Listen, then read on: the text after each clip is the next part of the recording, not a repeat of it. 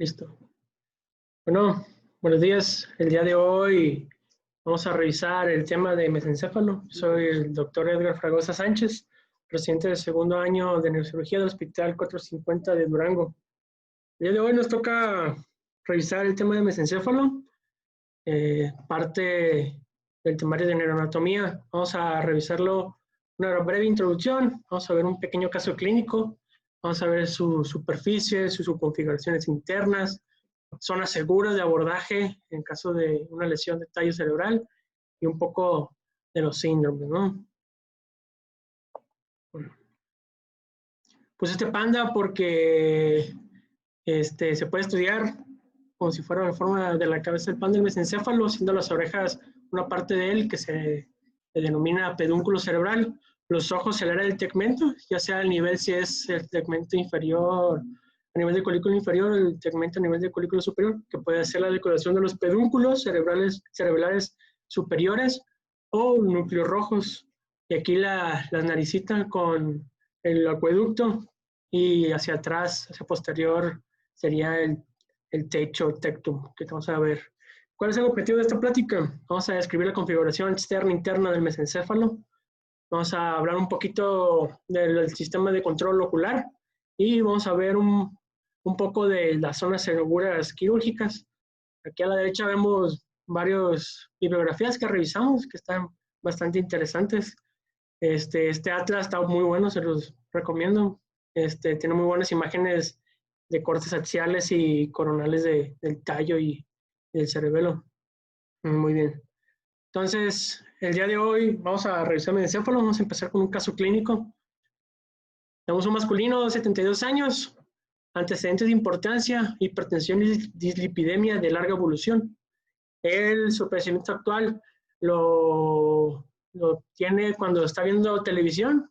De manera brusca ve dos rostros desplazándose diagonalmente, de cuales desaparecen estos dos rostros al cubrirse un solo ojo. No tomó mucha importancia, así que se fue a dormir. Pero al día siguiente notó en su marcha incomodidad y tambaleo de su cuerpo derecho. Y cuando intentó usar un bastón, notó que su mano estaba torpe a las tareas manuales, no podía hacer un adecuado trabajo con ella, por lo cual acude al área de urgencias.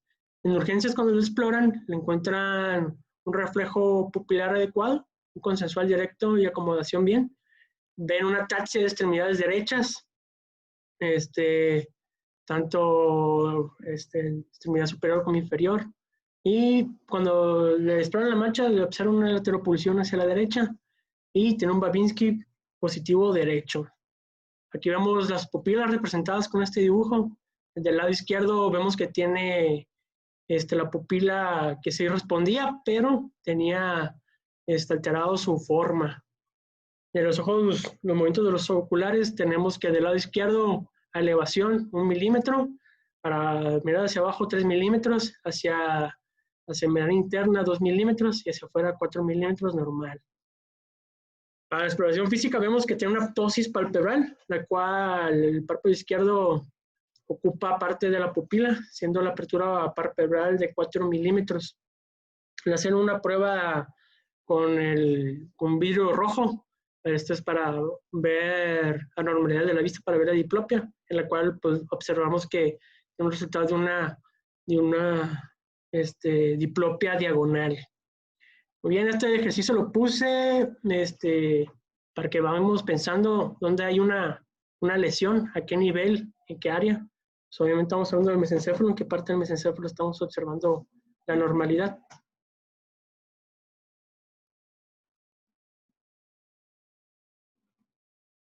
Muy bien, su configuración externa, tenemos 3 configuraciones, vamos a estudiarle. Una configuración anterior, una lateral y otra posterior. El mesencéfalo es la parte más rostral o superior del tronco cerebral, en el cual tenemos sus límites anatómicos. Superior sería las cintillas ópticas, posterior al quiasma óptico, que nos va a dividir el diencéfalo del mesencéfalo. Inferiormente vamos a encontrar el pedúnculo a nivel del puente. Vamos a ver la unión ponto-mesencefálica en el surco ponto-mesencefálico. Y vamos a ver. Tenemos una vista anterior. del mesencéfalo. Aquí vemos con sus relaciones con el cerebro, con el diencéfalo, con el cerebelo, en donde vamos a encontrar acá arriba, estas son las cintillas ópticas, que sería el límite superior del mesencéfalo, y el límite inferior, acá abajo, en el surco ponto mesencefálico. Aquí vemos una ampliación de la vista anterior, en el cual vemos más de cerca el mesencéfalo. Vamos a ver que aquí en el mesencéfalo, en la porción anterior, en la vista anterior, encontramos aquí justamente en la línea media una excavación que tiene una concavidad hacia interior, en el cual entre ellos encontramos la emergencia del tercer nervio craneal, el oculomotor. Esta pequeña excavación la conocemos como fosa interpeduncular, y como observamos aquí en esta imagen y esta otra a la derecha, vemos cómo están en unos orificios. Estos orificios es la sustancia perforada posterior, que superior a ella encontramos estos cuerpos, que son los cuerpos mamilares, y más hacia arriba encontraríamos el infundíbulo para la conexión del hipotálamo con la hipófisis. Hacia lateral vemos estas dos masas convexas hacia anterior, los cuales las nombramos como pedúnculos cerebrales, en donde vamos a encontrar diversas fibras, entre ellas las fibras frontopontinas, temporoparieto-occipitopontinas, y de mayor interés, que sería la vía corticoespinal y córtico-nuclear. Aquí vemos un preparado anatómico, más de cerca a la vista anterior, la fosa interpenducular con la sustancia perforada posterior. Aquí vamos a encontrar arterias de aquí de la división de la arteria basilar y cerebral posterior, las cuales van a penetrar hacia el mesencéfalo para formar la irrigación de esta zona. Aquí vemos una vista lateral. Esta es una vista lateral derecha, en la cual esto es anterior, esto es posterior, en el cual observamos el pedúnculo cerebral hacia anterior, ¿sí? Esto que vemos acá son las cintillas ópticas que se dirigen hacia el tálamo, específicamente hacia los cuerpos geniculados laterales. Vamos a ver hacia el inferior el surco pontomesencefálico, y aquí vamos a ver hacia el posterior esta lámina cuadrigémina, que se compone de los colículo superior, colículo inferior, de los cuales hacia anterior y superior encontramos estas estructuras que lo llamamos brazos. Brazo del colículo inferior, que se dirige al cuerpo geniculado medial, y brazo del colículo superior, que se dirige hacia el cuerpo geniculado lateral. Aquí vamos a ver del cuerpo geniculado medial, que es este de aquí, hacia inferior, un surco que se llama el surco mesencefálico lateral, que acá lo tenemos puesto con color verde, está remarcado con color verde, que va del cuerpo geniculado medial hacia el surco ponto mesencefálico. Aquí podemos encontrar una vena que se llama vena mesencefálica lateral, que conecta el sistema basal cerebral, la vena de Rosenthal, con el seno petroso superior. Recordémoslo porque más adelante vamos a verlo como un sitio de entrada quirúrgica hacia el mesencéfalo. Más adelante lo vamos a ver. En ocasiones se puede ver una pequeña eminencia, de aquí, que se llama eminencia lemniscal lateral, que se forma también porque está subyacente, suprayacente al menisco lateral. Ahorita vamos a hablar de él. Aquí esta imagen lo puse para ver las dimensiones mismas del mesencéfalo. Hacia posterior, esto es anterior, superior, inferior. Sería la misma vista que aquí tenemos a la izquierda. Vamos a ver que el pedúnculo cerebral en su porción anterior, desde el surco hacia la cintilla óptica, aproximadamente son 13 milímetros. Todas estas medidas son de milímetros.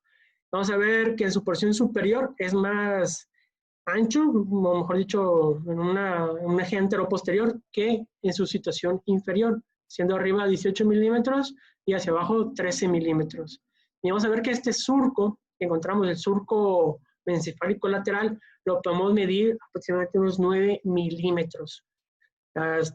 Hacia los colículos, 5 milímetros el inferior, 7 milímetros el superior, y la distancia entre el colículo inferior hacia el cuerpo geniculado son 8 milímetros aproximadamente, y entre ambos geniculados 2 milímetros. Es una imagen buena, es un recabado de un estudio del que pusimos del libro al principio, de la anatomía clínica de órbita y neurocráneo. Ahí por si gustan revisarlo. Aquí tenemos una vista posterior donde observamos la lámina cuadrigémina, los 4 colículos, colículo superior, inferior, donde vemos superior a los colículos esta protrusión, que sería la glándula pineal, y hacia arriba de ella encontraríamos la vénula. Hacia lateral encontramos los cuerpos geniculados, geniculado medial y lateral, conectados a los colículos a través de sus brazos, brazo del colículo inferior, brazo del colículo superior. Aquí vemos por inferior a los colículos inferiores la emergencia del cuarto nervio craneal, el nervio troclear, del cual es el único nervio craneal que vamos a encontrar naciendo de su superficie dorsal o posterior. Aquí vemos el surco mesencefálico lateral, desde una vista posterior, hacia arriba y hacia lateral encontramos los tálamos, y acá vemos una vista posterior también, en el cual removieron gran parte de los hemisferios cerebelosos. Esta imagen la puse para poder observar cómo aquí se comunica el pedúnculo cerebeloso superior hacia el mesencéfalo dirigiéndose. Y entre ambos pedúnculos cerebelosos encontramos la tela medular anterior o velo medular anterior, en el cual vamos a encontrar en muchas ocasiones un frenillo que se le va a conocer como frenillo del velo medular anterior. Hay que recordarlo porque van a ser nuestros límites anatómicos para localizar sitios de entradas. Por ejemplo, que tenemos marcadas en amarillo 3 entradas.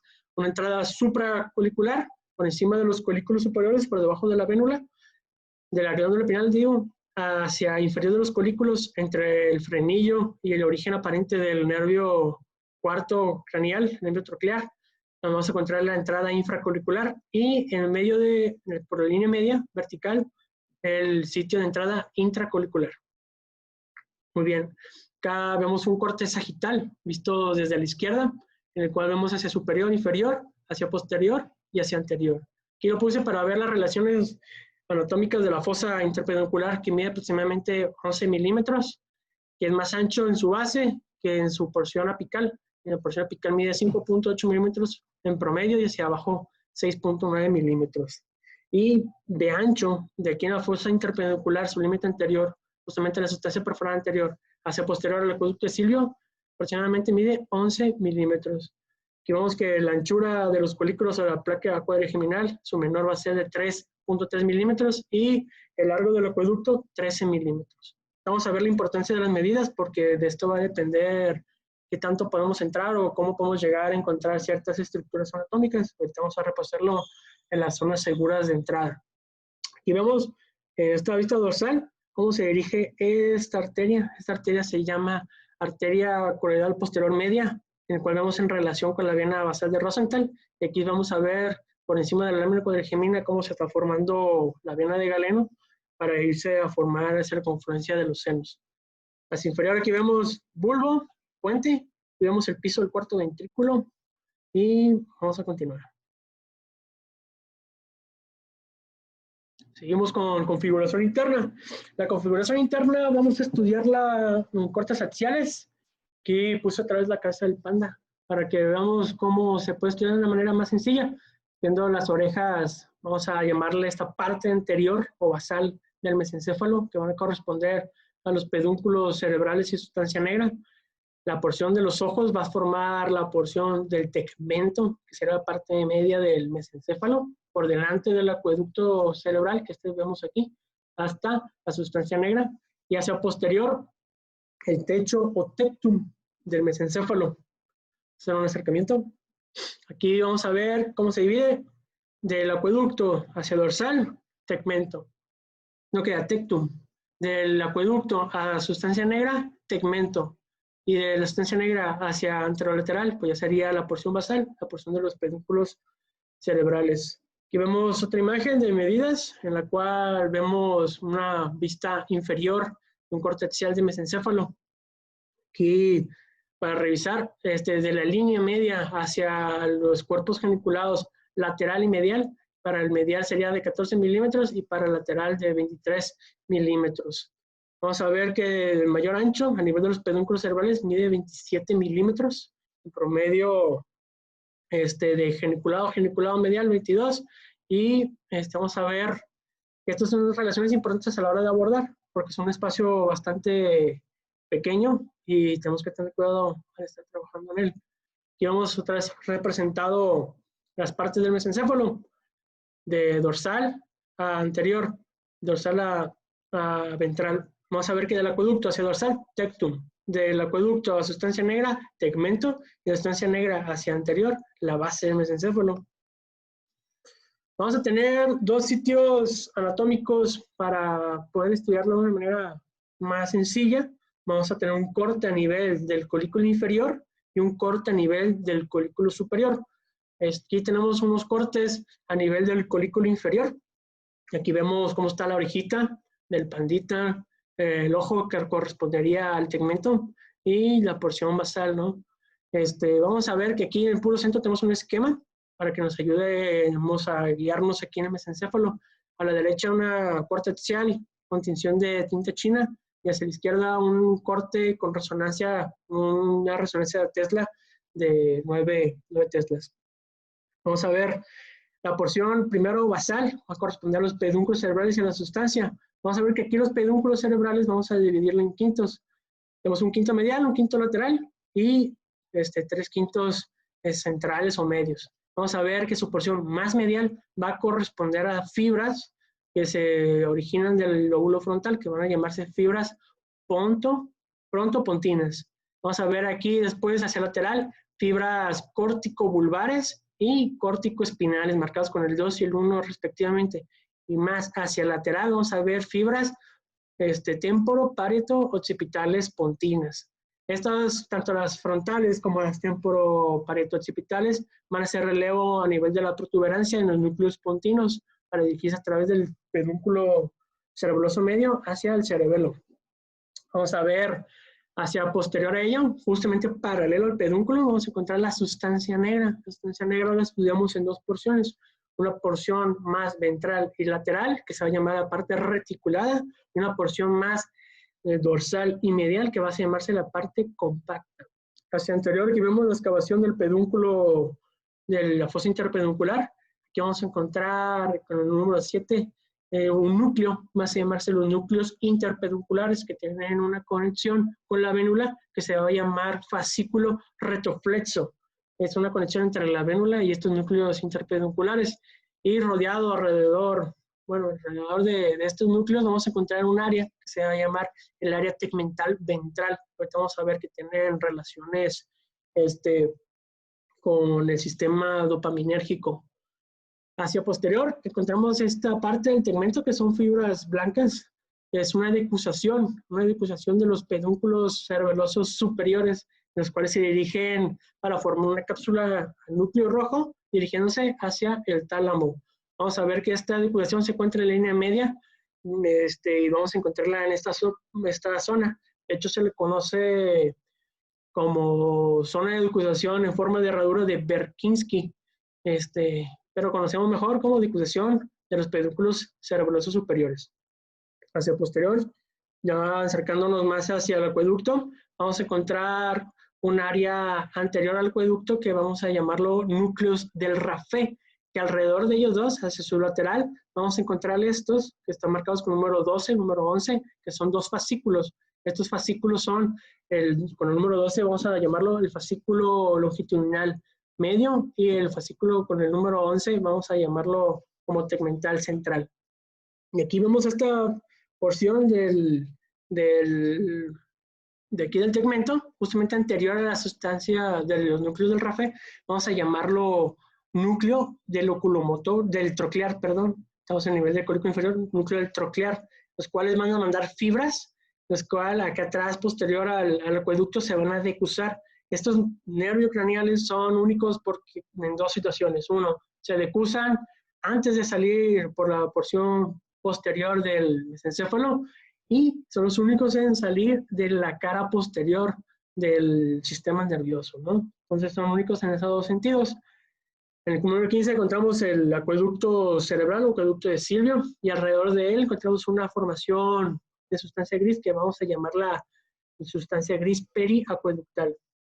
Lateral a ella, encontramos fusionado con ella o incluido con el número 16 un fascículo que vamos a llamar fascículo longitudinal dorsal o de Schultz. Vamos a ver más adelante qué funciones tiene, pero tiene funciones autonómicas. Entre una porción de la línea media y la porción basal vamos a encontrar varios tractos. Vamos a empezar de anterior hacia posterior. Anteriormente, en el número 26, encontramos el fascículo del lemnisco medial. Posterior a él y más lateral, encontramos el fascículo espinotalámico.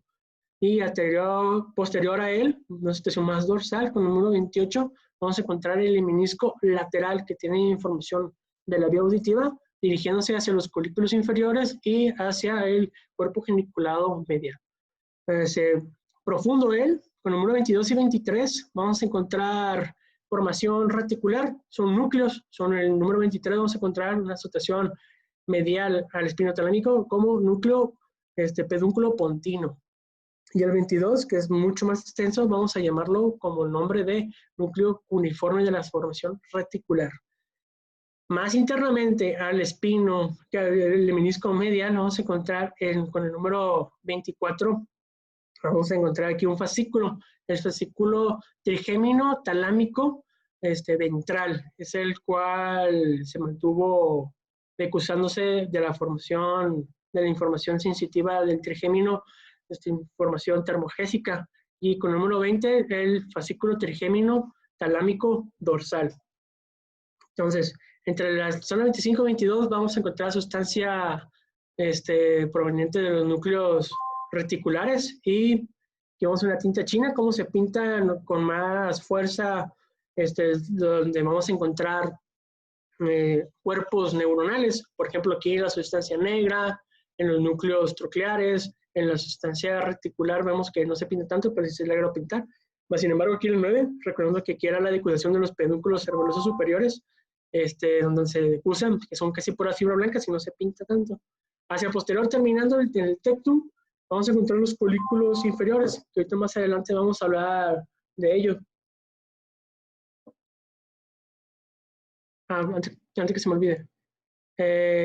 Justamente anterior a los colículos inferiores, lateral al acueducto y medial al lemnisco lateral, encontramos esto, con el número 18, el núcleo mesencefálico trigeminal, que al lateral a él tenemos el as o lemnisco trigeminal. Este núcleo trigeminal, bastante vamos a volver a verlo, son cuerpos neuronales que se van a encargar de la sensibilidad propioceptiva de músculos masticatorios de la cara, como es el massetero, el temporal, los pterygoideos, y también como membranas mucoalveolares de la cavidad oral.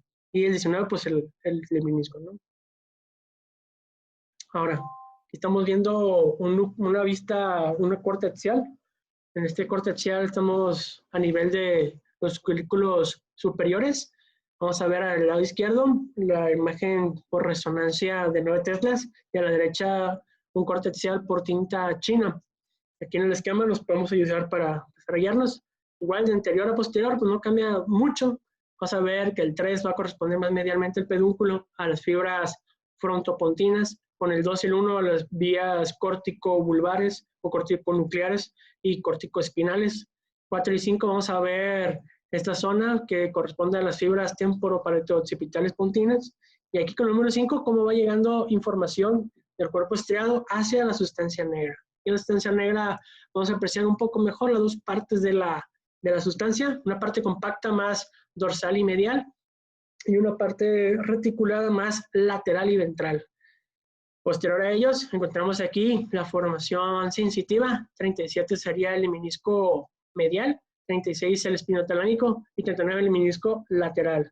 Internos a ellos, con el número 35 y 32 vamos a encontrar los fascículos trigeminales, y con el número 31 hacia atrás, el haz tegmental central. Vamos a hablar más de ello, pero es una conexión entre el núcleo rojo y la oliva. Vamos a hablar más de ello más adelante. Aquí con el número 16, en el área del tegmento, vamos a encontrar el núcleo rojo. Aquí en el núcleo rojo vamos a dividir una porción caudal y una porción rostral en dos partes. Una parte por sus células magnicelulares y una parte parvocelulares, que las parvocelulares serían una situación más medial y unas magnicelulares más lateral. Vamos a encontrar aquí estas pequeñas fibras, si las alcanzan a percibir, son fibras del tercer nervio craneal, en este caso el nervio oculomotor, que lo encontramos a nivel del colículo superior. Aquí encontramos la fosa interpeduncular con número 11. Aquí En el esquema estaba mencionando otras más cosas, como es el número 10, que son los cuerpos mamilares, con el número 9 el tercer ventrículo, y con el número 6 sería la cintilla óptica, que sería el límite superior. Con el 40 y 41, como estamos muy cerca ya de la unión del tálamo, vamos a encontrarnos ya apareciendo los cuerpos geniculados, 40 medial, 41 lateral. Vamos a irnos a la línea media, encontramos otra vez con el número 13 el área tegmental ventral, o de SAI, que también vamos a encontrar. Vamos a encontrar con el número 14 y 15 dos cosas, como el fascículo rubroespinal, y vamos a encontrar hacia posterior una sustancia periacueductal. La sustancia periacueductal, como su nombre dice, encontramos aquí alrededor del acueducto. Vamos a vivir una situación posterior que va a conformarnos la comisura gris posterior. Vamos a hablar más de ella. Lateral al acueducto y esto encontramos con el número 26 un fascículo, el fascículo longitudinal dorsal, y hacia anterior de estas dos estructuras y posterior y medial al núcleo rojo encontramos el complejo oculomotor.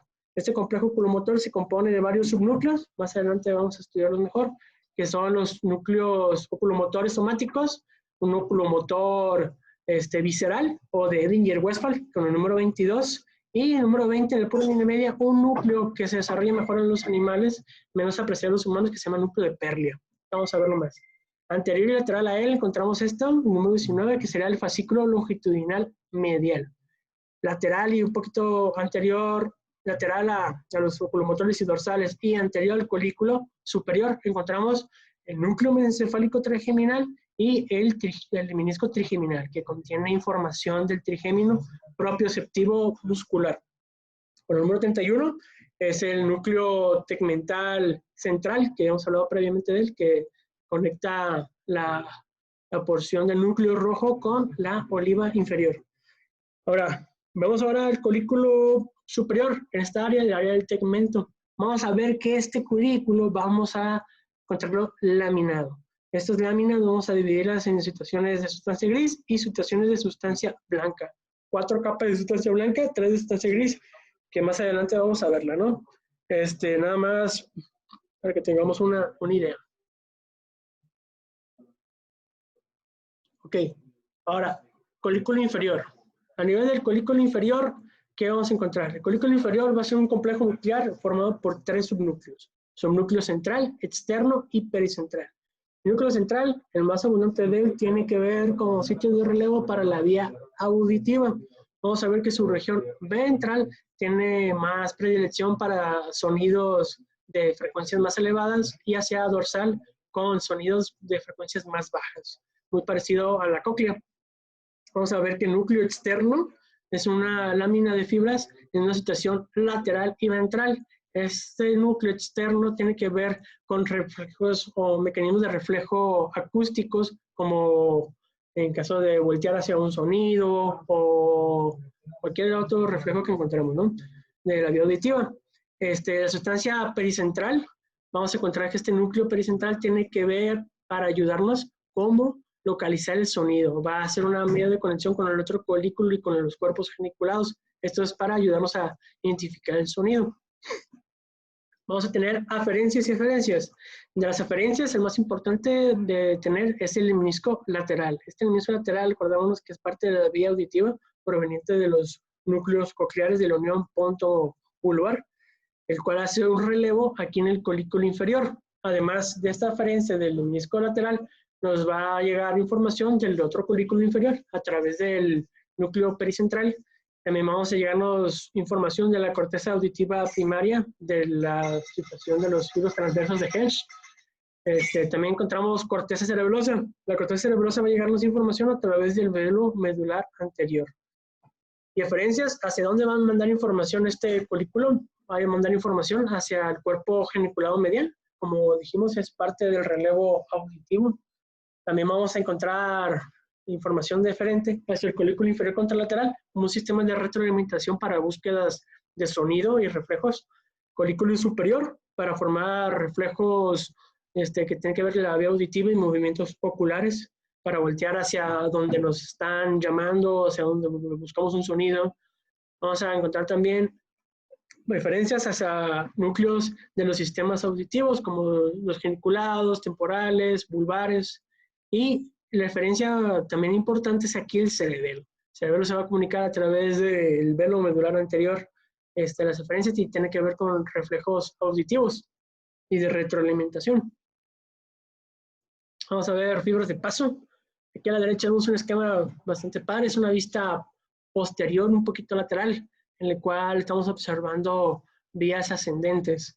¿Qué vamos a encontrar aquí a nivel del colículo inferior? Vamos a encontrar diferentes estructuras. Primero, el pedúnculo cerebeloso superior. Este pedúnculo cerebeloso superior, recordemos que aquí a nivel del colículo inferior presenta una decusación. Esta decusación se dedique hacia el núcleo rojo, formándolo en una cápsula. Pocas de ellas llegan a hacer una sinapsis en él. Y continuando su trayecto hacia el tálamo. Aquí vemos cómo decusa a nivel del pedúnculo cerebeloso superior, a nivel del colículo inferior, dirigiéndose hacia el tálamo, ¿no? Aquí vemos cómo forma una capsulita alrededor del núcleo rojo. Después tenemos el lemnisco medial. Se forma, recordemos, de los cordones posteriores que hacen su sinapsis en los núcleos grácil y cuneiforme en la situación dorsal del bulbo raquídeo por una decusación, la decusación del lemnisco medial a nivel del bulbo y asciende. Y en su ascendencia tenemos que ver su situación. Su situación va a estar dorsolateral a la sustancia negra, dirigiéndose hacia los núcleos talámicos, en este caso el núcleo ventroposterolateral.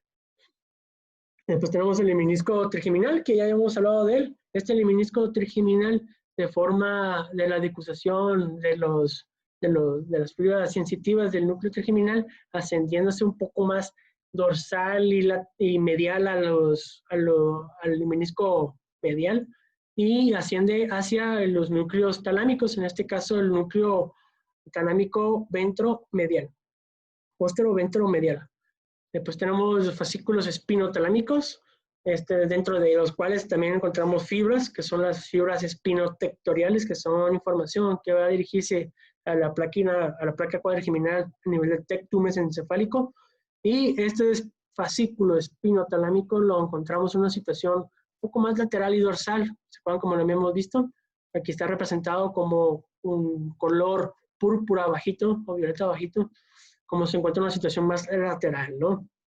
Encontramos el lemnisco lateral, el cual se origina de los núcleos cocleares, y hasta asciende en una situación lateral más a todo ese sistema, muy cerca del pedúnculo, del surco mesencefálico lateral, dirigiéndose hacia la vía del colículo inferior para hacer su relevo. Esta información, recordemos que es información auditiva. Encontramos el fascículo longitudinal medial. Este se encontraría en la línea media. Vamos a verlo más. Este fascículo tiene que ver con información para los movimientos conjugados y información que tiene que ver con la función vestibular del equilibrio y los movimientos oculomotores con respecto al movimiento de la cabeza y los ojos, ¿no? Tiene que ver mucho con eso. Tenemos el fascículo tegmento central, que el cual hemos comentado es un fascículo que comunica la porción del núcleo rojo con el núcleo olivar inferior para hacer un sistema de retroalimentación entre el cerebelo, oliva y núcleo rojo. Vamos a verlo.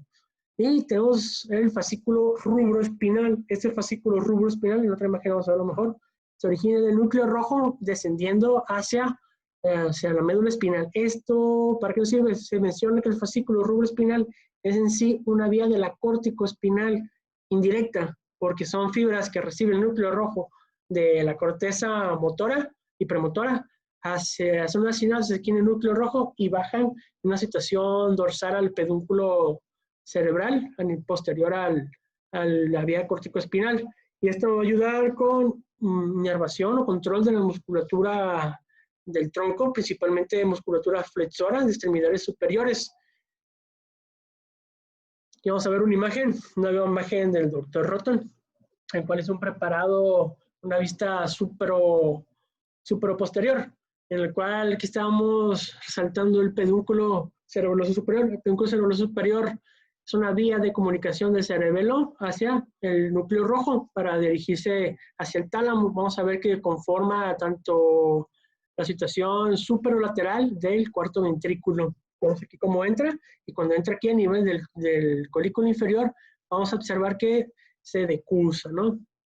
Aquí el doctor Orton retiró el velo medular anterior, que dijimos que era una vía de comunicación acústica de los curículos inferiores con el cerebelo para sus reflejos. Aquí vemos cómo disecó el doctor núcleo dentado del cerebelo, y aquí vemos las folias del cerebelo y la corteza cerebelosa, ¿no? Acá abajo vemos la porción media del vermis, el vermis caudal del cerebelo. Una vista lateral, en el cual retiró parte del hemisferio cerebeloso izquierdo. Este es para permitirnos ver cómo asciende a través del núcleo dentado, se envía la información para rodear el núcleo rojo, dirigiéndose hacia el tálamo, ¿no? Cómo está aquí el pedúnculo cerebeloso superior, cómo entra aquí a nivel de colículo, y aquí presentaría su decusación. En masa superior, vemos cómo están los núcleos rojos aquí disecados para ver la relación o cómo este pedúnculo se va dirigiendo, ¿no? Aquí vemos el menisco lateral, aquí vemos el colículo inferior, colículo superior, y aquí vemos cómo vienen las fibras corticoespinales, y aquí nos forma una ventana para ver cómo van más posterior a los pedúnculos, los leminiscos. Más superficial el lateral, un poquito más anterior, y medial el menisco medio, medial que diga. Hacia inferior vemos el flóculo del cerebelo, hacia anterior el bulbo, y aquí en este nivel se encontraría el puente, ¿no? Aquí vemos una vista lateral, de una vista lateral derecha, un preparado anatómico de fibras, en el cual vemos hacia superior, inferior, anterior y posterior. Hacia superior encontramos el tálamo, que la división sería a través de la cintilla óptica. Aquí lo puse esta imagen para observar cómo tiene la relación hacia anterior a posterior, pedúnculo cerebral con sus vías. Posterior a ella tuviéramos la sustancia negra, y la sustancia negra después encontraríamos el núcleo rojo en el tegmento del mesencéfalo. Aquí vemos cómo viene ascendiendo el menisco medial, en una situación más lateral y posterior al núcleo rojo.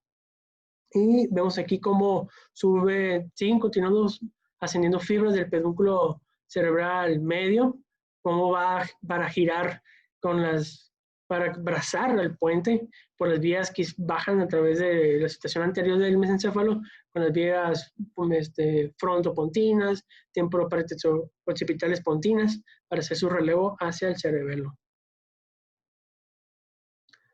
Y una vista igual lateral, acá a la derecha es posterior, hacia la izquierda es anterior, superior, inferior, que retiraron buena parte del cerebro, del lóbulo temporal, quitaron buena parte de los hemisferios cerebelosos.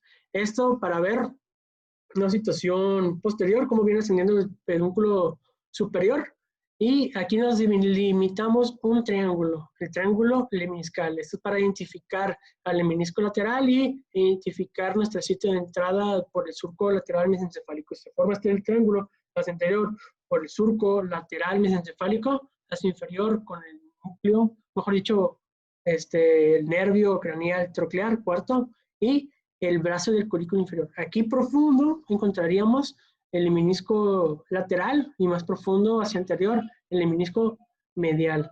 Recordemos también que a nivel del colículo inferior encontramos un núcleo aquí, el núcleo paravigeminal, que tiene función colinérgica. Hacia superior aquí vemos el cuerpo geniculado medial. Hacia superior y lateral encontraremos la región anatómica del lóbulo temporal en su región mesial. Glándula pineal, avénula, colículo superior. Y aquí el frenillo del velo medular anterior del techo del cuarto ventrículo. Una vista posterior, en la cual se disecó por niveles, niveles coronales a nivel de los colículos, un nivel coronal a través del núcleo rojo, y aquí a nivel del menisco medio, ¿no? Esto más profundo. Primero vemos aquí cómo están los colículos superior e inferior.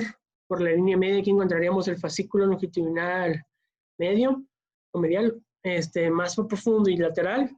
Hacia anterior encontraríamos el núcleo rojo a nivel de los colículos superiores, y a nivel de los colículos inferiores encontraríamos la decusación de los pedúnculos cerebelosos superiores.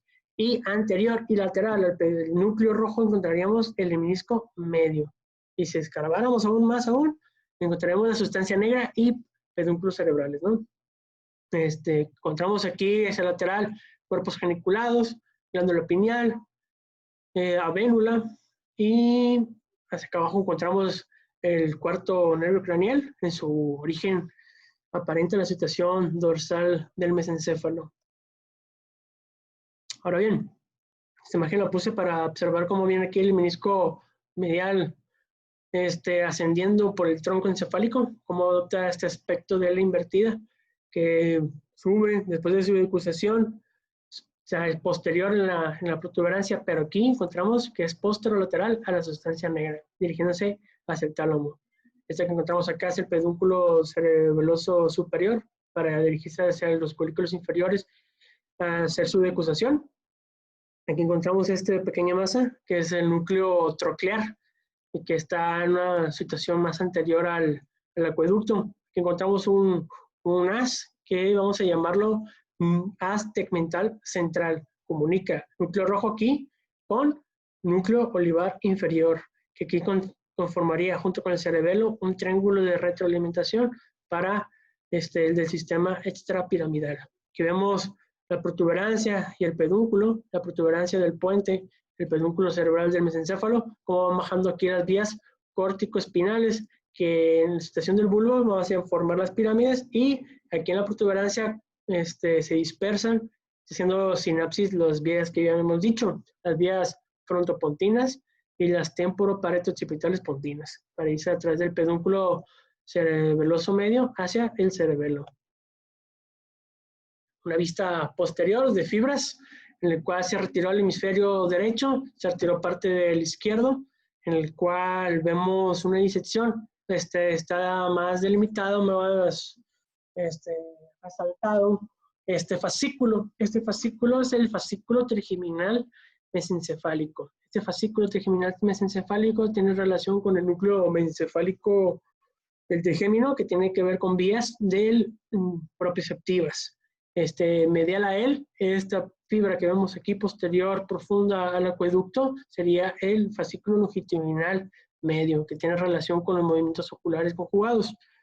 Aquí vemos cómo está la salida del quinto nervio craneal, el nervio trigémino, su núcleo principal y su núcleo espinal. Ya habían comentado previamente. Aquí vemos cómo hace su giro el nervio facial alrededor del núcleo del abducens. Aquí estamos en el piso del cuarto ventrículo. Hacia superior, vamos a ver que este núcleo trigeminal se encuentra en una situación medial y dorsal al núcleo rojo.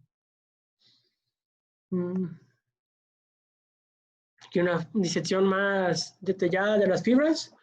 Una situación más profunda del lado izquierdo, una situación más superficial del lado derecho. Aquí del lado izquierdo, esta es una vista posterior. Estamos viendo una vista dorsal del mesencéfalo. Eso es para ver cómo está la disposición de las fibras. Aquí del lado derecho vamos a ver esta vía que habíamos comentado, que es la vía tegmental central. Comunica el núcleo rojo con el núcleo olivar inferior, que tiene que ver con un sistema de retroalimentación. Aquí vemos cómo sale a partir del núcleo del cuarto nervio, el troclear, sus fibras. Acuérdense que se decusa antes de salir. Y medial a él encontramos este fascículo que asciende y desciende, que es el fascículo longitudinal medial. Y más profundo a estos fascículos encontraríamos al lemnisco medial, que tiene información propioceptiva, tacto discriminatorio del cuerpo contralateral. Si quitáramos este fascículo, encontraríamos cómo está más anterior a él el pedúnculo cerebral. Acá a la derecha vemos un esquema, cómo suben estos fascículos.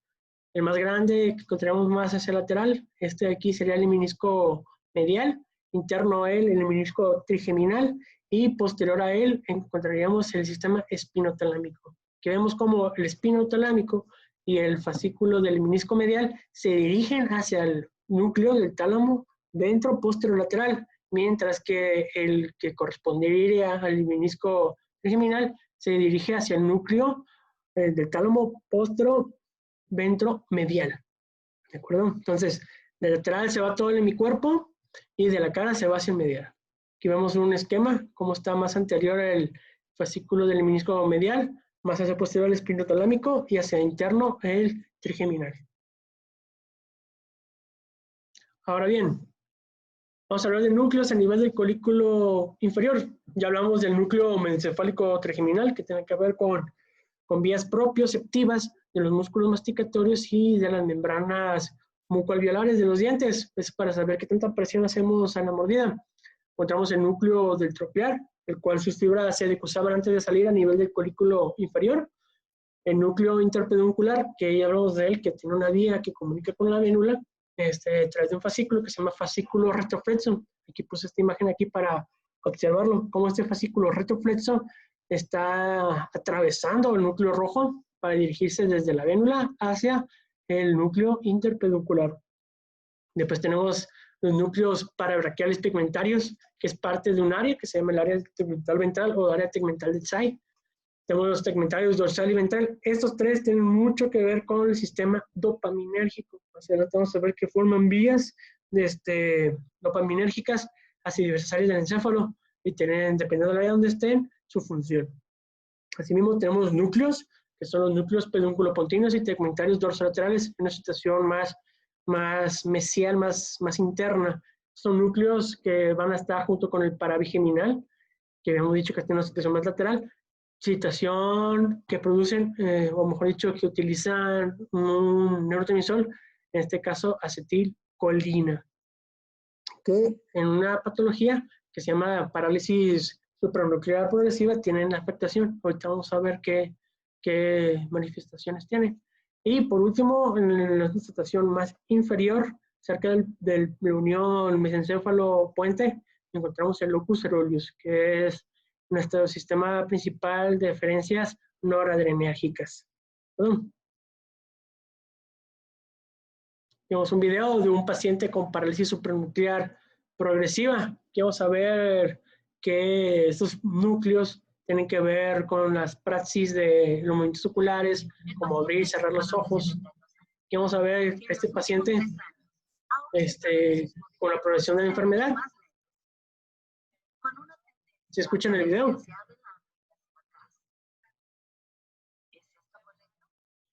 Muy bajito. Todavía es capaz de leer sus revistas y ver televisión. Bueno, el paciente aquí se quejaba de tener problemas en la lectura, se quejaba de que sus ojos no le funcionaban bien. Vamos a ver que tiene movimientos oculares muy lentos. También observen cómo aquí tiene el globo ocular, que tiene una especie de nistagmo, que no es una especie como tal nistagmo, sino un temblor ocular, que tiene que ver con los núcleos estos que acabamos de mencionar.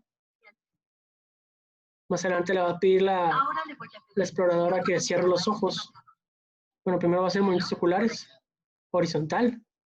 Como si tiene buen seguimiento, recordemos que los movimientos oculares horizontales conjugados tienen que ver con el puente, con la formación paramediana pontina reticular. Hacia arriba el paciente tiene una imposibilidad de la mirada. Hacia inferior sí tiene más conservado. Entonces aquí también puede tener una lesión a nivel de la comisura gris posterior.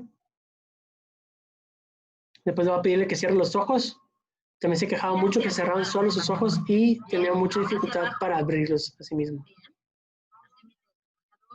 ¿Ven cómo está temblando su ojo? Por lesión de estos mismos nervios, que eran núcleos.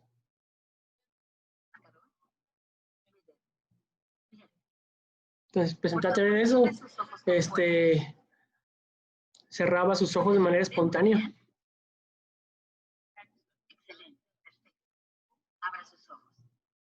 Que el paciente tiene una apraxia para la apertura ocular. ¿Puede abrirlos? Ábralos. Ábralos. Eso es. Mira hacia mi mano de nuevo. Bueno. Vamos a continuar.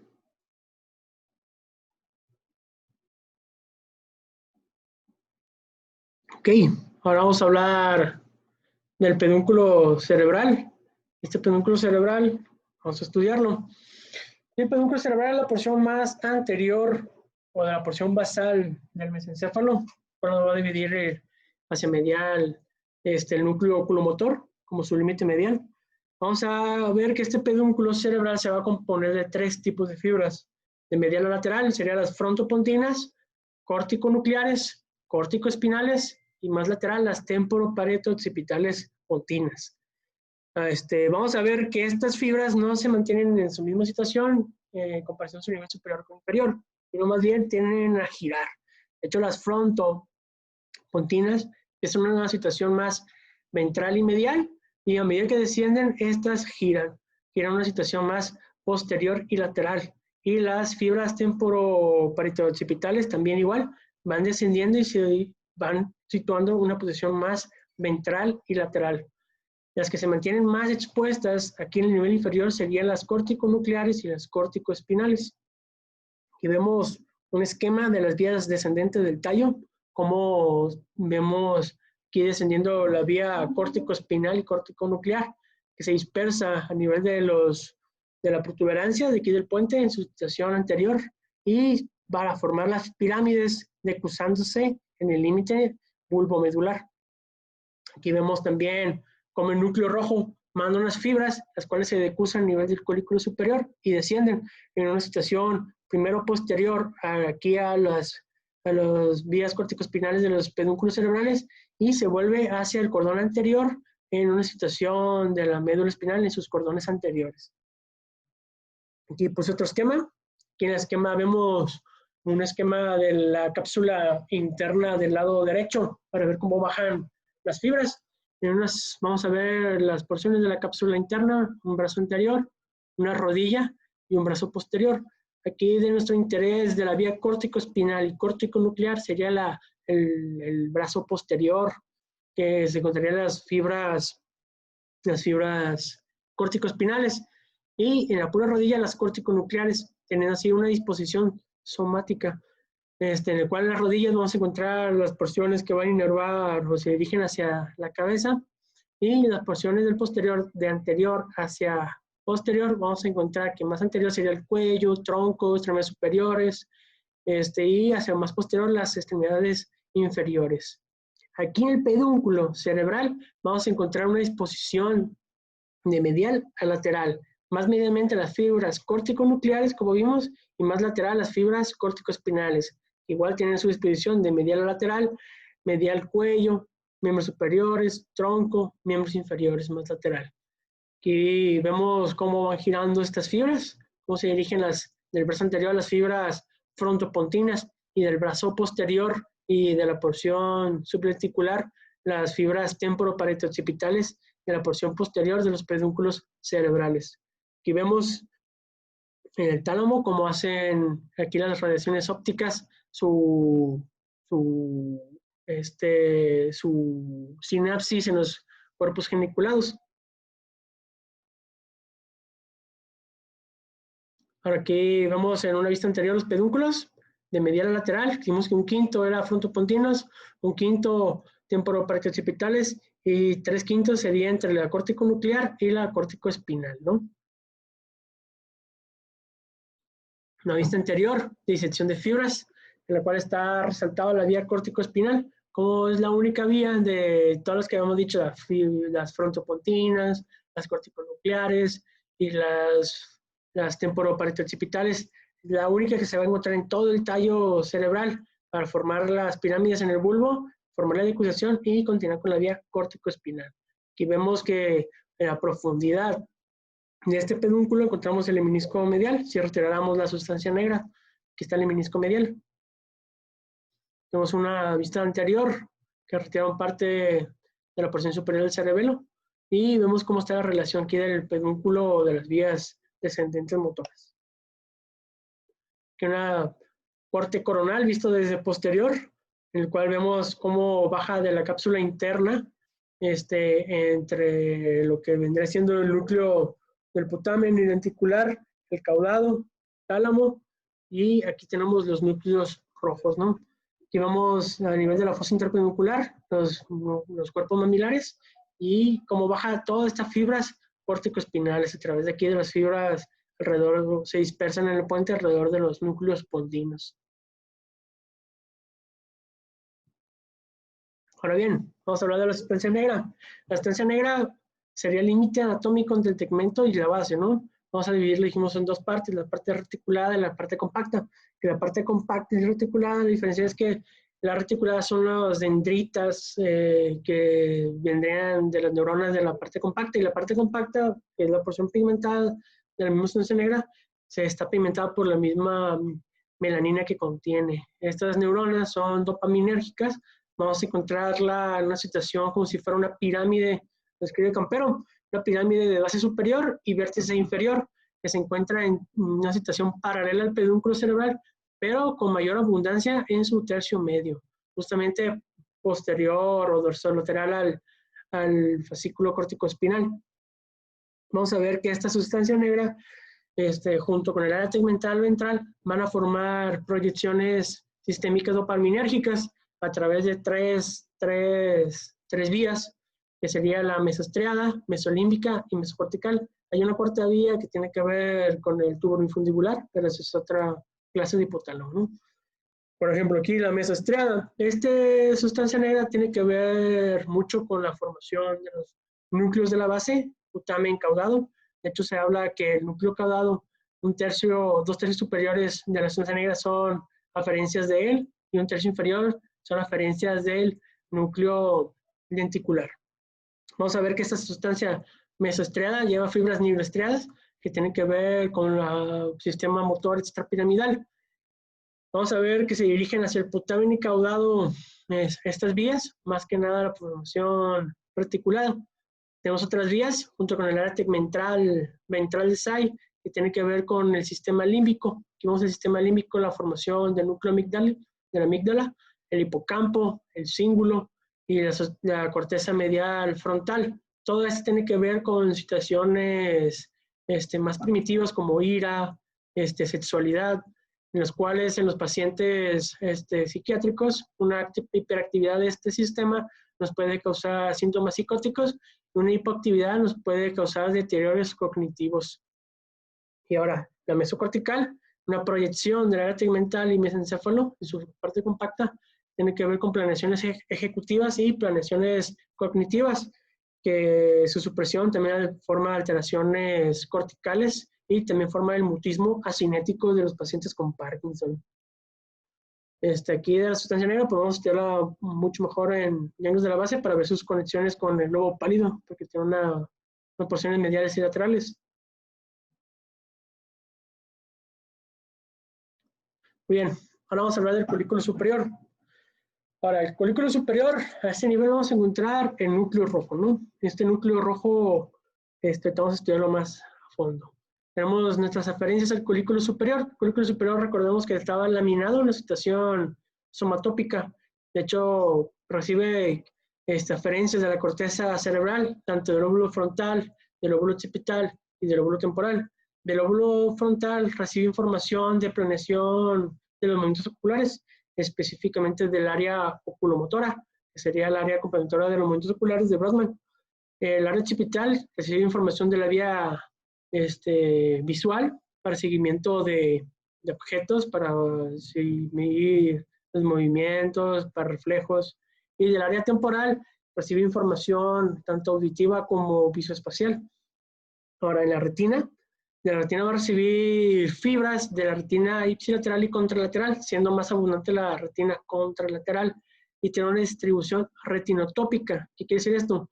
La retina superior contralateral se va a proyectar hacia la porción más medial del colículo superior, de su lado contrario. También tiene aferencias de la médula espinal. Esto es para tener una función para modulación del dolor, y así como también aferencias del colículo inferior, que va a recibir información auditiva para búsqueda de sonido, de dónde viene.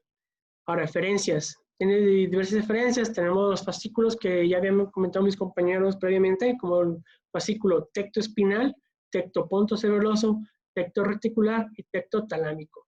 Este tectoespinal tiene que ver con movimientos coordinados del cuello y musculatura troncal con los movimientos de los ojos, así como también reflejos visuales. Por ejemplo, cuando nos lanza una pelota, tratar de esquivarla, cerrar los ojos. Tenemos también fascículos tectopontocerebeloso, que tiene que ver con la coordinación junto con el cerebelo, formar una vía de retroalimentación para la corrección de estos mismos. Fascículo tectoreticular, que tiene que ver con envío de información a través del fascículo longitudinal medial también hacia otros núcleos motores, como por ejemplo los núcleos que tenemos de la mirada conjugada horizontal, como es el núcleo del puente de la formación reticular para mediana pontina, o núcleos como el coclear y vestibular, como sistemas de retroalimentación.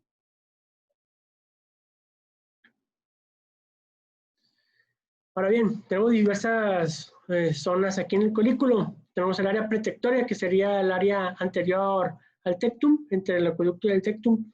Vamos a verlo, el núcleo rojo, núcleos oculomotores y la sustancia gris.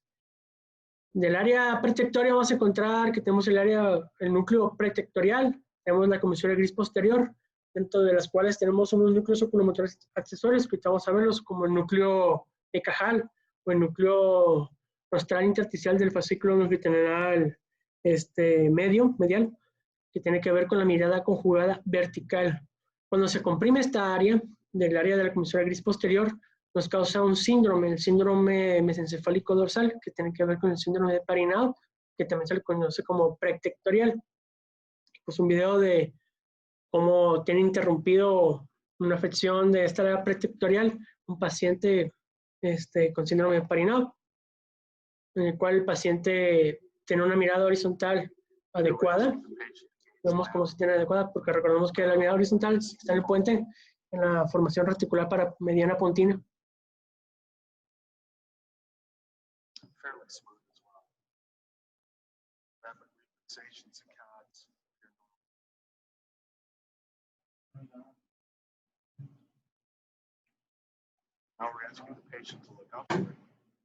Le piden que mire hacia arriba, el paciente tiene imposibilidad.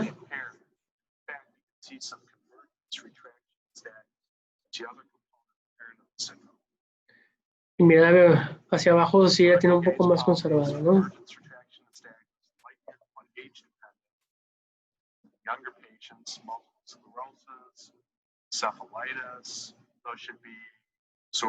Respuesta pupilar lenta. Oscuras, no presenta una dilatación pupilar adecuada paciente. Sabemos que la vía de la dilatación pupilar es simpática. Esta vía nacería del hipotálamo descendiendo hasta los núcleos simpáticos de la columna intermedia lateral de T1, T2 para salir a través de los núcleos cervicales y ascender con la carótida hasta las fibras postganglionares en el núcleo ciliar para dilatar la pupila, ¿no?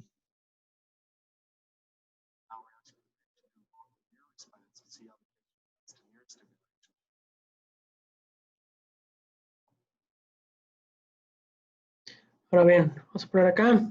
Este paciente también tenía imposibilidad para la mirada, pero cuando explora movimientos oculocefálicos, pues sí puedes permitirse una mirada vertical, ¿no? Pero no tiene que ver con el área pretectorial, sino con los núcleos vestibulares y el fascículo longitudinal medial, ¿no?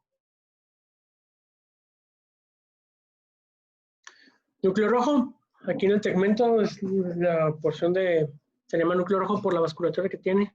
Vamos a dividir en dos partes, una parte rostral, una parte caudal. La parte rostral y más medial son células más pequeñas, se llama la porción parvicelular, y la porción caudal y más lateral, la porción magnocelular. Es atravesado por tres fascículos, por el fascículo del pedúnculo cerebroso superior, el cual atraviesa y forma una cápsula para dirigirse hacia el tálamo, las fibras motoras del núcleo oculomotor y el fascículo retroflexo.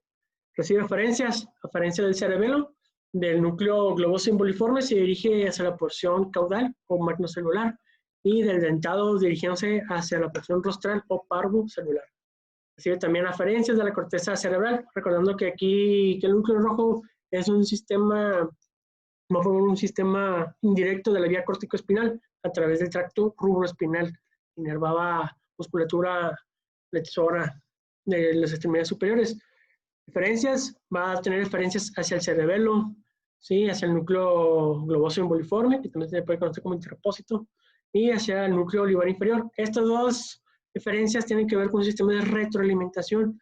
a través del núcleo de un haz, el haz tegmental central, que se dirige el núcleo rojo hacia la oliva, y de la oliva a través del pedúnculo cerebeloso inferior hacia el núcleo dentado para formar una vía de retroalimentación, ¿no? También manda información hacia la formación reticular. Ahora bien, el núcleo loculomotor, este se encuentra en una situación anterolateral al acueducto cerebral. Es un núcleo que vamos a estudiarlo por subnúcleos. Tiene diversos núcleos, de los cuales uno de ellos que se encuentra un poco más medial y superior o rostral, es el núcleo parasimpático de Edinger-Westphal. Este núcleo parasimpático de Edinger-Westphal, junto con otro núcleo que es el núcleo para el recto superior, que vamos a llamarlo medial, forman vías que van a hacer una inervación bilateral. ¿Qué quiere decir esto? Estos núcleos tienen inervación para ambas raicillas o ambas órbitas. El núcleo parasimpático para dilatar el constrictor de la pupila, perdón, y para el músculo ciliar, para el reflejo de la acomodación. Y el núcleo del recto superior tiene algo interesante. Lo interesante de este núcleo del recto superior, que inerva el músculo recto superior contralateral. ¿Qué quiere decir? Que todos los demás núcleos son ipsilaterales, excepto el núcleo medial, que inerva el recto superior. El recto superior tiene una inervación contralateral. Entonces, si nosotros tuviéramos una lesión pura aquí del nervio del núcleo oculomotor, se nos afectaría ipsilateral todos los músculos, excepto el núcleo, el recto superior, porque tiene su inervación contralateral, y los núcleos para el elevador del párpado superior y para la porción parasimpática del constrictor de la pupila y el músculo ciliar. Entonces, todos los demás se verían afectados, como es el oblicuo inferior, el recto inferior y el recto medial. Ahora bien, si tuviéramos nosotros una lesión del núcleo de Edinger-Westphal y del núcleo central caudal, una lesión muy específica de la línea media, pues tuviéramos una lesión del elevador del párpado. Recuerdo que el párpado superior tiene su inervación por el oculomotor, y hay otro músculo que se llama músculo tensor del párpado superior, que recibe inervación simpática, similar al dilatador de la pupila, que proviene desde el núcleo T1, T2, ascendió a través de la carótida para llegar hasta la órbita. Entonces, estas raicillas salen, atraviesan el núcleo rojo y salen a través de la fosa intrapeduncular. De hecho, que pusimos unas imágenes. ¿Qué aferencias tiene? Tiene aferencias de la corteza contralateral. ¿Qué es esto? Quiere decir que la corteza frontal oculomotora o de planeación de los movimientos oculares viene del otro hemisferio, que una lesión del hemisferio que inerva al núcleo oculomotor es contralateral. Si nosotros tuviéramos una lesión de ella, hasta la mirada del oculomotor se dirigiría hacia el otro lado de la lesión, que es el lado donde estaría la lesión de la corteza. Del mesencéfalo va a recibir de los núcleos de Cajal, del núcleo rostral intersticial del fascículo longitudinal inferior, medial que diga, y del núcleo olivar pretectorial, que nos ha dado suelta donde estaba la comisura gris posterior, que tiene que ver con movimientos de la acomodación, movimientos de elevación de la mirada vertical, que será la elevación y descenso de la mirada. Perfecto, también aferencias del puente de bulbo raquídeo a través del fascículo longitudinal medial, que son de los núcleos vestibulares, superior y medial, que el medial sería bilateral inervación y del superior ipsilateral, y del cerebelo para hacer una afinación de los movimientos oculares. Aquí puse esta imagen en una vista lateral, como aquí nace el núcleo oculomotor, se dirige para atravesar al núcleo rojo y salir de la fosa interpeduncular, como está su relación anterior al acueducto de Silvio. Núcleos oculomotores accesorios, tenemos en la comisura gris posterior, ya hemos mencionado un poco de ellos, como es el núcleo intersticial de Cajal y el núcleo rostral intersticial del fascículo longitudinal medial. Este núcleo también se le conoce como núcleo del campo prerúbico o campo de Forel. Estos dos núcleos, ¿para qué nos sirven? El núcleo intersticial de Cajal es el sustrato neural para la mirada conjugada vertical. Y aquí el núcleo rostral intersticial es clave para esta mirada. Aquí vemos cómo están comunicados por detrás de la comisura gris posterior este núcleo intersticial del cajal, el núcleo intersticial rostral del fascículo longitudinal medial, para inervar a los músculos que se dedican a esto, como es el oblicuo superior, oblicuo inferior y los rectos superior e inferior. También tenemos otros núcleos, como es el núcleo de Darchewitz y el núcleo de la comisura gris posterior, que también nos ayudaría. Hay otro núcleo que se llama núcleo de Perle, que en los otros mamíferos también identificados, en el humano no tanto, que se le atribuye al reflejo de la acomodación. La acomodación, ¿de qué depende? Depende de tres cosas. Depende de el músculo ciliar, que se contraiga y relaje el cristalino, de la contracción de la pupila y de la mirada conjugada hacia medial de ambos globos oculares. Todos los movimientos oculares son los únicos que son en direcciones opuestas. Todos los demás movimientos oculares conjugados son en direcciones iguales. En la sustancia gris periculoidal encontramos un fascículo de interés, que es el fascículo longitudinal dorsal o fascículo de Schultz, el cual tiene relación con sistemas viscerales. Además, este fascículo libera ciertas hormonas o neurotransmisores que se llaman encefalinas, que tienen que ver con la modulación del dolor. ¿Qué otra función tiene este fascículo? Tiene función de la conducta de escape huida, como es la vía simpática. También tiene que ver aquí en el encéfalo con el llenado de la vejiga, que tiene que tener control autónomo con el llenado de la vejiga sobre los núcleos de Onuf, para que se mantenga bien contraído al músculo esfínter de la uretra. Y también tiene que ver con la erección peniana al tener un bostezo del sujeto, que esto se ve mucho en el ciclo circadiano al despertar una erección peniana en el masculino. Entonces, el fascículo longitudinal dorsal recibe núcleos del hipotálamo, los cuales se van a dirigir a múltiples sitios, como ese núcleo salival para un reflejo salivatorio, nosotros al ver una comida, hacia el núcleo de Miller-Westphal, hacia los folículos. Entonces, tiene mucha función autónoma y visceral, ¿no? Entonces se encuentra lateral al acueducto de Silvio.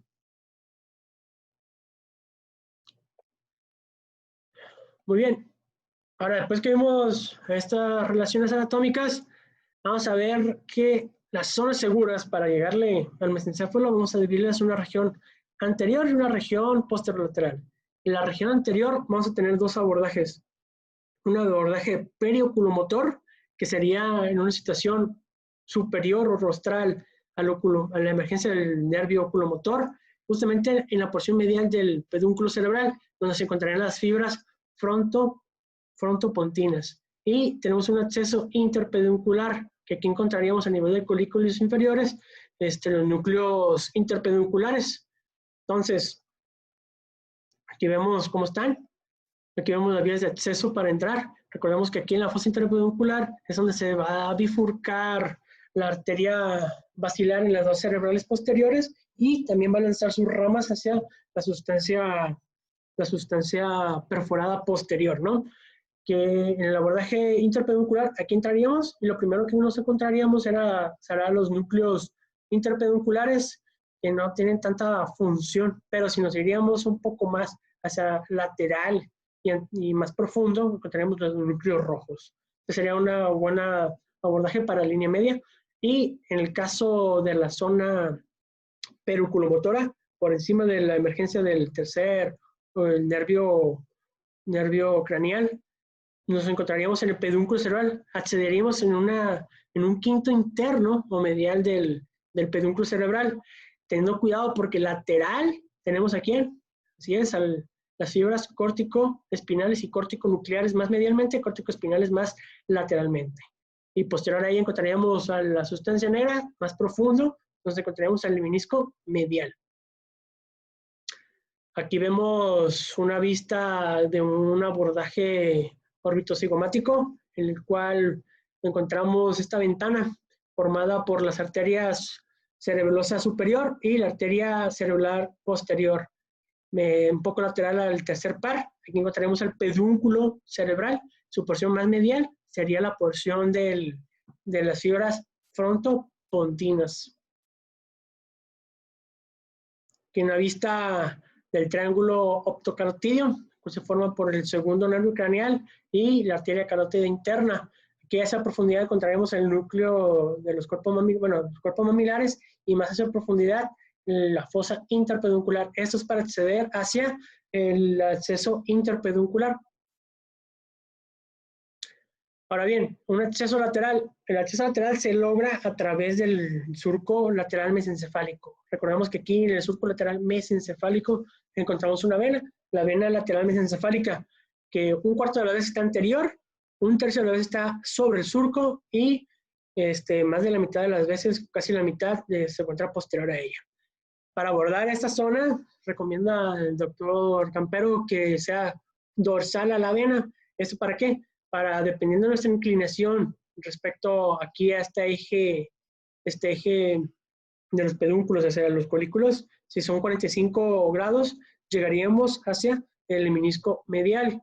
Y si hacemos una inclinación de nuestra incisión hacia 90 grados, sería hacia el núcleo rojo, aproximadamente unos 5 milímetros, dice, que primero encontraríamos el menisco lateral, el menisco medial, y más profundamente al núcleo de espinal trigeminal, mesencefálico trigeminal, para llegar ya al núcleo rojo. Aquí, ¿qué tenemos que tener cuidado? Tenemos que tener cuidado porque aquí recordemos que a nivel de los colículos superiores se encuentran las fibras del oculomotor y a nivel de los colículos inferiores, en nuestro abordaje tenemos que tener mucho cuidado de no pegarle porque sería nuestro límite inferior, el núcleo troclear, cuando está rodeando en la cisterna ambiens. Aquí vemos nuestro surco mesencefálico lateral, desde el geniculado medial hacia el surco mesencefálico pontino, ponto mesencefálico. Aquí vemos cómo tenemos aquí nuestra incisión, 45 grados, recordamos, hacia el menisco medial y hacia 90 grados hacia el núcleo rojo. Hay que tener cuidado con quién, hacia abajo con el troclear y hacia arriba con las fibras de paso del oculomotor, ¿no? Vista posterior. Esta vista posterior tenemos 3 abordajes. Por encima de los colículos superiores y por debajo de la vénula tenemos el abordaje supracolicular. Por debajo de los colículos inferiores y por la emergencia de los cuarto neurocanal del troclear tenemos el abordaje infracolicular. Y en la línea media, en una situación vertical, encontraremos el abordaje intercolicular. Este abordaje es el que tiene menor abastecimiento sanguíneo. Además, las fibras que se cortan al ingresar son fibras comisurales, entonces no tendría tanta repercusión funcional en el paciente. Arriba, justo cuando entramos, nuestro límite anatómico para saber que estamos en el tectum con el tegmento sería el acueducto de Silvio. Entonces, si nosotros vamos más profundo en el acueducto de Silvio, recordamos que justamente por delante encontramos a los núcleos oculomotores o troclear. Entonces tenemos que tener cuidado. Además, hacia lateral encontraremos el núcleo mesencefálico del trigémino y su haz del menisco trigeminal. Inferior igual, haz del trigémino. Y si vamos más hacia profundo, a nivel del colículo superior, le pegaríamos al núcleo rojo y a nivel del colículo inferior, a la dicusación de los pedúnculos cerebelosos. Entonces ahí le pegaríamos a la torre al sistema extrapiramidal. Aquí vemos las medidas en un abordaje lateral. Para llegar hasta la sustancia negra o recorrer el menisco medio sería 8 milímetros en promedio en una inclinación de 45 grados. Y en el caso del menisco lateral encontraríamos aquí al núcleo rojo 5 milímetros. Y de aquí de la cisura lateral hasta los núcleos oculomotores o troclear, dependiendo del nivel que estemos trabajando, serían 9.5 milímetros. En caso de un abordaje posterior, infracolicular, transcolicular o supracolicular, son 5 milímetros para llegar al núcleo rojo, desde el borde posterior hasta el núcleo rojo, o en el caso del colículo inferior llegaríamos a la dicusación de los pedúnculos cerebelosos. Pero hay que tener cuidado, ¿por qué? Porque aquí justamente anterolateral encontramos los núcleos oculomotores o del troclear, ¿no? Entonces hay que tener mucho cuidado. Ahora bien, vamos a hablar ya por último de los síndromes. Para ver esto, vamos a hablar un poquito del territorio vascular. El territorio vascular del mesencéfalo va a ser diferente dependiendo el nivel que vamos a encontrar. Todo esto depende de ramas de la arteria basilar, de la arteria cerebelosa superior y de la arteria cerebral posterior. Aquí vamos a ver una situación paramediana. Esto, un color naranja más continuo, más oscuro y más clarito, son ramas de la bifurcación de la basilar y de la cerebral posterior, su primer segmento, son ramas paramedianas. Vamos a ver un porción más lateral. Eso tiene que son ramas de la situación cuadrigeminal de las arterias coroideas posteriores mediales. Más esa posterior vamos a ver ramas laterales de la porción cuadrigeminal de la arteria cerebral superior o de la arteria cerebral posterior. Todo depende del nivel. Si estamos más inferior, cerebrosa; estamos más hacia superior, cerebral. Y hacia posterior tenemos las ramas cuadrigeminales de la arteria cerebral superior a nivel del colículo inferior, o a nivel del colículo superior, ramas de la arteria coroidal media posterior. Todo depende del nivel, ¿no? Niveles inferiores depende más de la circulación de la cerebrosa superior, niveles más superiores depende más de la circulación de la arteria coroidal media posterior. Aquí nada más, el único vaso sanguíneo que mencionan que podemos sacrificar es un vaso del mesencéfalo, del cerebelo, es la vena berremiana superior. De ahí para adelante menciona Campero que no podemos sacrificar ninguno, ni arterias ni venas. Entonces es un sitio con mucha confluencia venosa, acordando que aquí en la cisterna cuadrigeminal superior encontraremos la unión de las venas cerebrales basales para formar la vena de Galeno y juntarse con el seno sagittal superior y el seno recto, ¿no? Ahora bien, vamos a ver los síndromes. Primero tenemos el síndrome de Weber. Este síndrome de Weber es una afección del pedúnculo cerebral, en el cual también ocupa parte de las raicillas del oculomotor. Entonces, ¿qué nos va a dar este síndrome de Weber? Nos va a dar un síndrome córtico-espinal contralateral y una afección del oculomotor ipsilateral. ¿Sí? Va a haber una dilatación de la pupila, va a haber una paresia de los movimientos oculares, una tosis palpebral. ¿Esto qué nos puede causar? Pues infartos de esta zona o también una herniación del uncus, el cual comprime esta parte y nos va primero a dilatar la pupila y después va a hacer una parálisis. ¿Por qué? Porque la dilatación de la pupila es por afección primero de las fibras parasimpáticas provenientes del núcleo de Eddy-Westphal. Después tenemos el síndrome de Benedict o paramediano mesencefálico, el cual se va a afectar el núcleo rojo. Recordemos que el núcleo rojo era atravesado por fibras del pedúnculo cerebeloso superior, fibras del oculomotor y fibras de un fascículo retroflexo que se dirigía a los núcleos interpedunculares. Entonces, esta afección de esta zona del tegmento a nivel de los colículos superiores nos afecta el núcleo rojo y en ocasiones pues llegamos a afectar los núcleos de los meniscos, tanto medial como el fascículo espinotalámico. Entonces, ¿qué nos va a dar?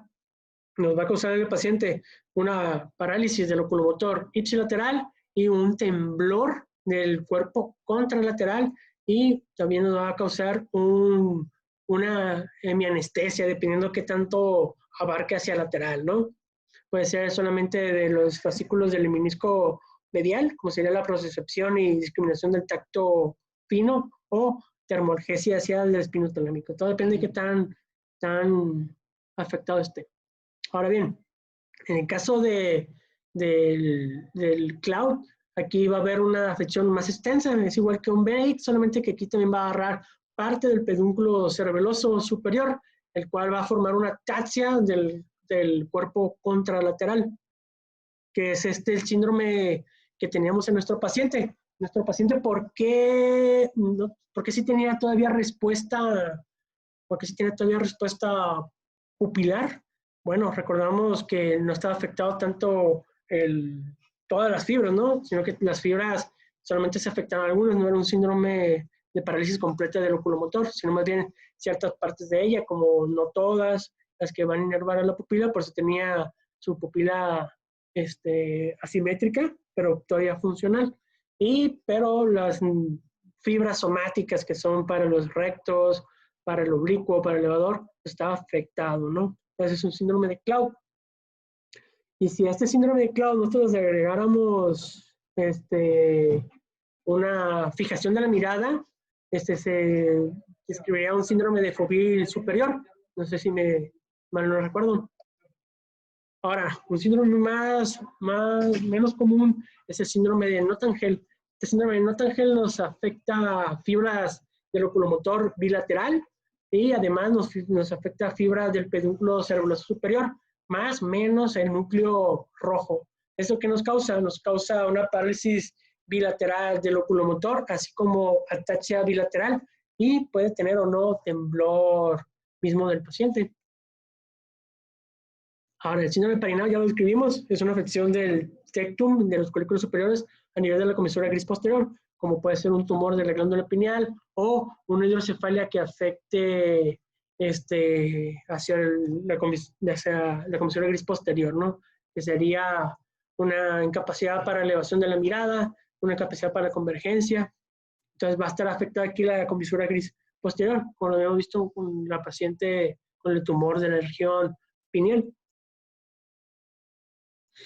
Para este síndrome del más menos. Este síndrome del más menos es una lesión del núcleo oculomotor, el cual se afectó el núcleo del elevador del párpado superior ipsilateral. Este elevador del párpado superior se encuentra, ¿cómo podemos describirlo? Vamos a describirlo que afecta la pupila y del lado contralateral el tensor del párpado superior se encuentra hiperactivo, tratando de la función simpática de contrarrestar esta caída del párpado.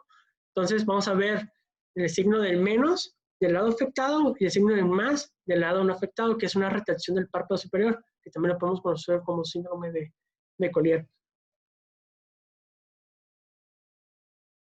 Ahora bien, este es el síndrome de exotropia. Este síndrome de exotropia nos habla de una afección bilateral del fascículo longitudinal medial, en el cual vamos a ver una divergencia de ambos globos oculares. Entonces no hay una adecuada conjugación de los movimientos oculares, entonces los ojos no se encuentran bien coordinados y tienden hacia una exotropia, una mirada hacia lateral de ambos globos oculares.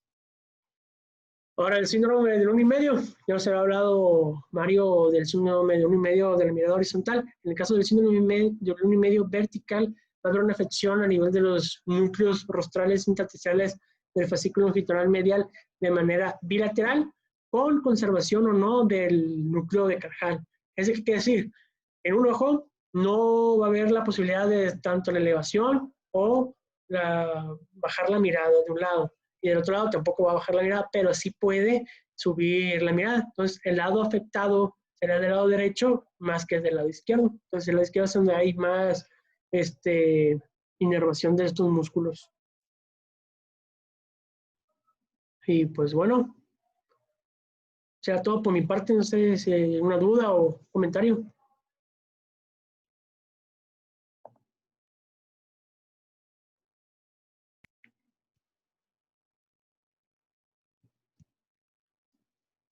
¿Ya dejaste de grabar? Deja de quito.